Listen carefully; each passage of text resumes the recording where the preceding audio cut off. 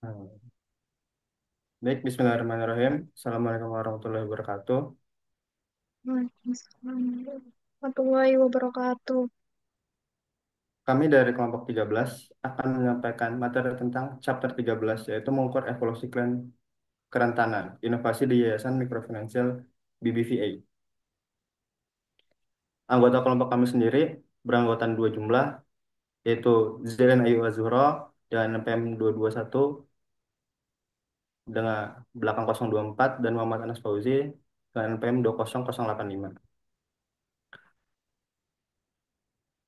Inklusi keuangan telah menjadi salah satu alat utama dalam mengurangi kemiskinan dan meningkatkan kesejahteraan ekonomi masyarakat berpenghasilan rendah. Lembaga mikrofinansial memainkan peran penting dalam menyediakan akses ke layanan keuangan bagi mereka yang tidak memiliki akses ke bank tradisional. Namun, mengukur dampak mikrofinansial terhadap klien masih menjadi tantangan.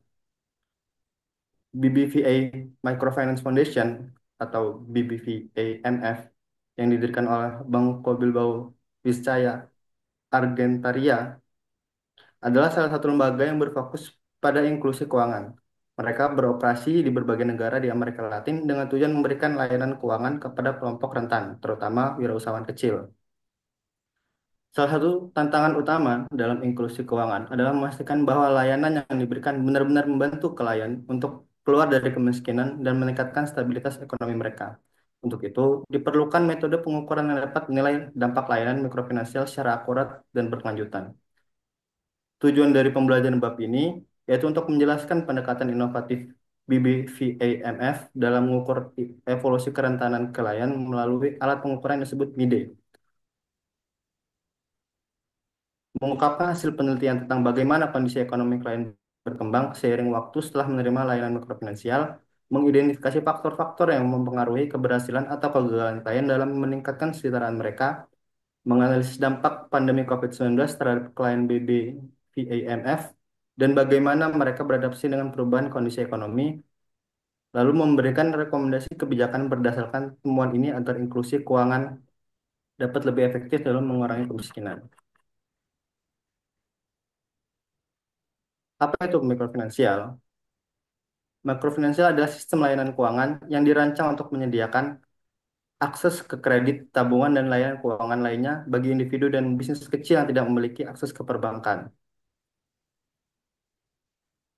Layanan ini terutama ditujukan untuk masyarakat berpenghasilan rendah dan kelompok rentan yang kesulitan mendapatkan pinjaman dari bank konvensional.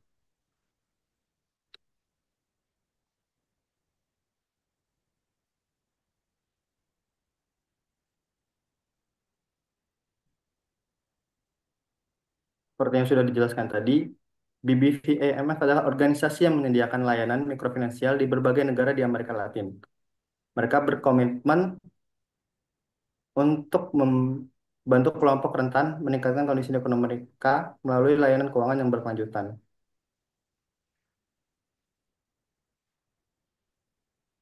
MIDE sendiri adalah alat pengukuran yang dikembangkan oleh BBVA-MF untuk melacak perubahan kesejahteraan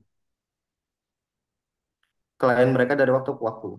MIDE membantu memahami bagaimana mikrofinansial mempengaruhi kehidupan klien dengan memerlukan data dalam jangka panjang. Pendekatan dan metodologi pengukuran bagaimana MIDE bekerja. MIDE bekerja dengan mengumpulkan data dari klien secara berkala dan menganalisis bagaimana kondisi ekonomi mereka setelah menerima layanan mikrofinansial. Terdapat tiga aspek, terdapat tiga aspek utama yang diukur dalam sistem MIDE. Yang pertama yaitu indikator kesetaraan ekonomi, yang dimana indikatornya adalah pendapatan usaha dan laba bersih, total aset yang dimiliki seperti properti dalam peralatan bisnis, lalu kemampuan menghadapi guncangan ekonomi seperti kehilangan pekerjaan atau krisis keuangan. Selanjutnya yaitu profil sosial klien, di mana di sini mencakup gender dan usia klien, tingkat pendidikan dan keterampilan keuangan, dan lokasi geografis dan akses ke layanan keuangan. Terakhir yaitu dampak layanan mikrofinansial, yang mencakup seberapa sering klien mengambil pinjaman dan bagaimana mereka menggunakannya, tingkat keberhasilan klien dalam melunasi pinjaman mereka, dan akses terhadap layanan keuangan tambahan seperti asuransi mikro dan tabungan.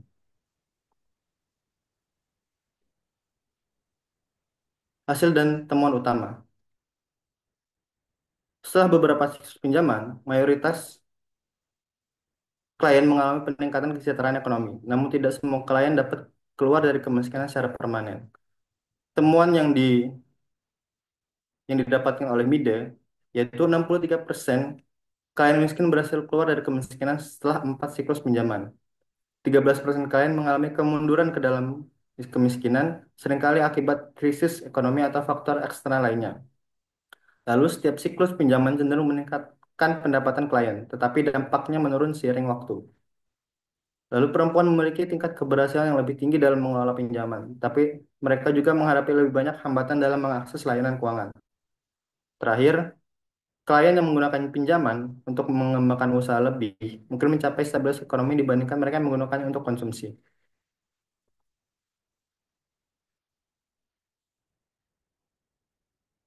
Selanjutnya akan disampaikan oleh rekan saya.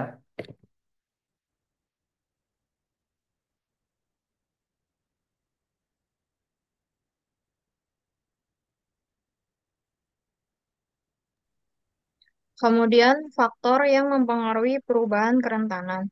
Berdasarkan analisis MIT BBVAMV menemukan bahwa tidak semua klien mengalami peningkatan kesejahteraan dengan cara yang sama.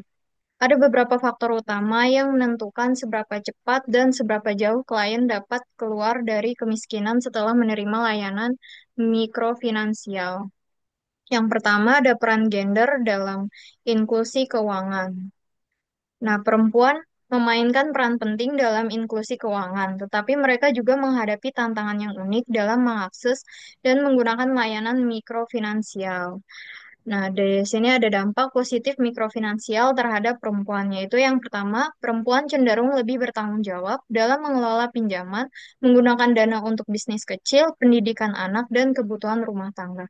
Kemudian yang kedua, bisnis milik perempuan seringkali mengalami pertumbuhan yang stabil, meskipun tidak selalu besar, karena mereka lebih cenderung memanfaatkan pinjaman secara strategis. Kemudian yang ketiga ada akses ke mikrofinansial dapat meningkatkan pemberdayaan perempuan, memungkinkan mereka untuk memiliki pengaruh lebih besar dalam pengambilan keputusan keuangan di rumah tangga. Terus ada hambatannya, hambatan yang dihadapi oleh perempuan. Yang pertama itu tingkat akses ke kredit lebih rendah dibandingkan laki-laki karena banyak perempuan tidak memiliki agunan atau riwayat kredit yang kuat. Kemudian yang kedua ada beban ganda antara bisnis dan tanggung jawab rumah tangga membatasi waktu dan energi mereka untuk mengembangkan usaha. Kemudian yang kedua ada digitalisasi dan akses teknologi di transformasi digital telah mengubah cara layanan keuangan disediakan, tetapi masih ada kesenjangan dalam akses teknologi di kalangan klien mikrofinansial. Nah, di sini ada keuntungan digitalisasi bagi klien mikrofinansial. Yang pertama, mengurangi biaya transaksi karena klien tidak perlu datang langsung ke kantor cabang untuk melakukan pembayaran atau menarik dana. Yang kedua, mempermudah akses ke kredit, terutama bagi mereka yang tidak memiliki riwayat kredit formal, melalui sistem penilaian kredit berbasis data digital. Kemudian ada hambatan dalam akses digitalnya. Itu yang pertama, kurangnya literasi digital di kalangan klien miskin, terutama di daerah pedesaan. Terus yang kedua, keterbatasan infrastruktur teknologi, seperti koneksi internet yang tidak merata di daerah terpencil. Kemudian yang ketiga, ada perbedaan profil klien dan pola kemajuan ekonomi. Nah, selain gender dan akses teknologi, faktor individu dan lingkungan juga berperan dalam menentukan keberhasilan klien dalam meningkatkan kesejahteraan mereka. Faktor yang pertama itu usia dan siklus hidup. Yaitu yang pertama, klien yang lebih muda lebih cenderung mengambil risiko dan mengeksplorasi peluang bisnis baru, tetapi mereka juga lebih rentan terhadap kegagalan usaha. Kemudian yang kedua, klien yang lebih tua biasanya lebih berhati-hati dalam mengelola keuangan mereka, tetapi mereka mungkin memiliki keterbatasan dalam mengadopsi teknologi baru.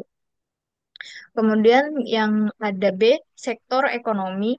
Yang pertama, klien sektor perdagangan dan jasa mengalami pertumbuhan lebih cepat dibandingkan dengan mereka yang bekerja di sektor pertanian, yang lebih rentan terhadap fluktuasi harga dan cuaca. Yang kedua, mereka yang berbisnis di sektor informal sering menghadapi kesulitan dalam mengakses kredit formal karena tidak memiliki catatan keuangan yang terdokumentasi dengan baik. Kemudian C, lokasi geografis. Yang pertama, klien di daerah perkotaan lebih mudah mendapatkan akses ke pasar dan sumber daya finansial yang mempercepat pertumbuhan ekonomi mereka. Yang kedua, klien di daerah pedesaan menghadapi tantangan lebih besar seperti terbatasnya infrastruktur dan kesulitan dalam mengakses layanan keuangan. Next. Kemudian kita masuk ke dampak pandemi COVID-19. Nah, pandemi COVID-19 membawa guncangan ekonomi yang sangat besar, terutama bagi klien mikrofinansial yang sudah berada dalam kondisi rentan. Krisis ini tidak hanya berdampak pada pendapatan mereka, tetapi juga mempengaruhi pola penggunaan layanan keuangan dan ketahanan ekonomi mereka dalam jangka panjang. Nah, dampak yang pertama itu dampak terhadap stabilitas keuangan klien. Mike menunjukkan bahwa pandemi COVID-19 menghambat mobilitas ekonomi klien, bahkan menyebabkan beberapa dari mereka kembali ke dalam kemiskinan. Beberapa dampak utama yang ditemukan meliputi A. Penurunan pendapatan dan ketidakpastian ekonomi.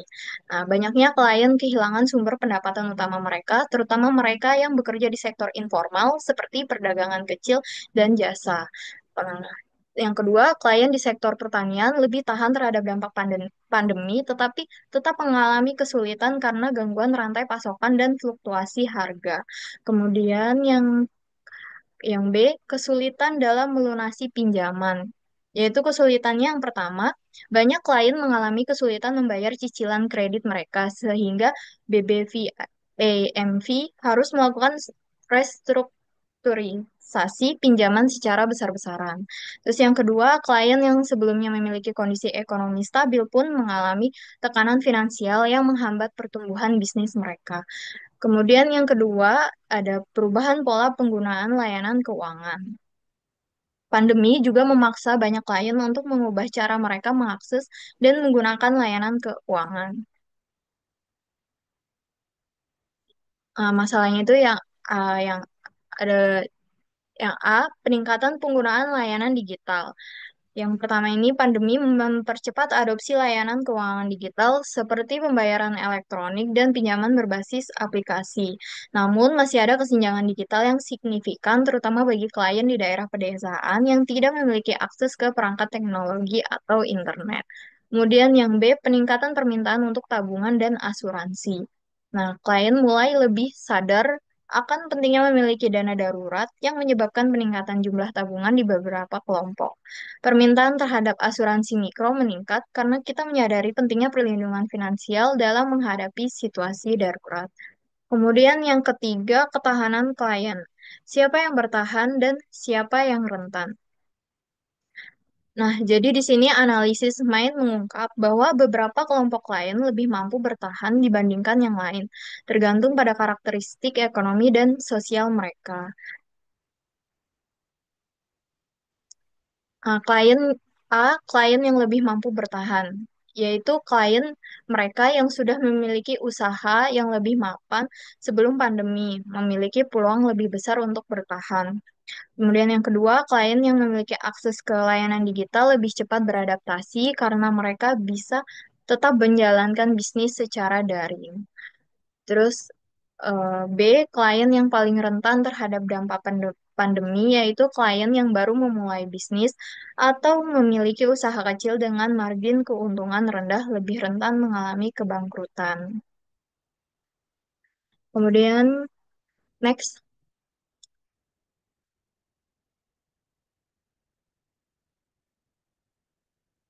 Kemudian ada langkah-langkah yang diambil BBVMV ini untuk membantu klien bertahan selama pandemi. BBVMV menerapkan berbagai strategi, termasuk yang pertama ini restrukturisasi pinjaman.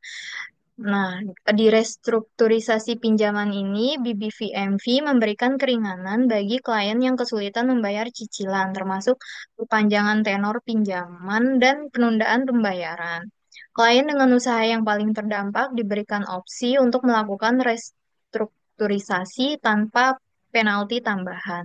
Kemudian yang kedua, peningkatan layanan digital. Nah, di sini BBVMV mempercepat digitalisasi layanan mikrofinansial, termasuk mempermudah akses ke pinjaman daring dan pembayaran elektronik.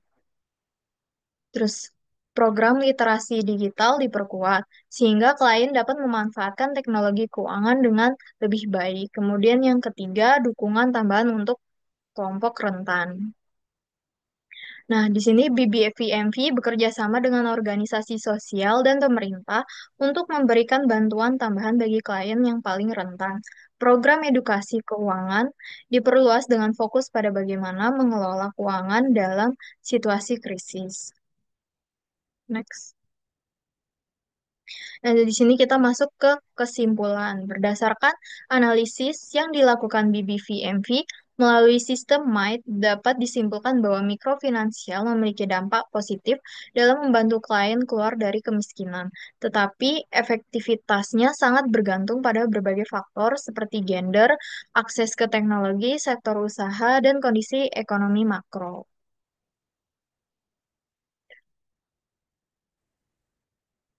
Nah, berdasarkan implikasi kebijakan, berdasarkan temuan ini, BBVMV memberikan beberapa rekomendasi kebijakan untuk meningkatkan efektivitas layanan mikrofinansial dan inklusi keuangan. Yang pertama, meningkatkan akses kredit untuk kelompok rentan.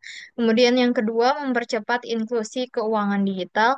Yang ketiga, meningkatkan ketahanan finansial klien. Yang keempat, menyesuaikan strategi mikrofinansial dengan profil klien. Yang kelima, mengembangkan kemitraan strategis. Next.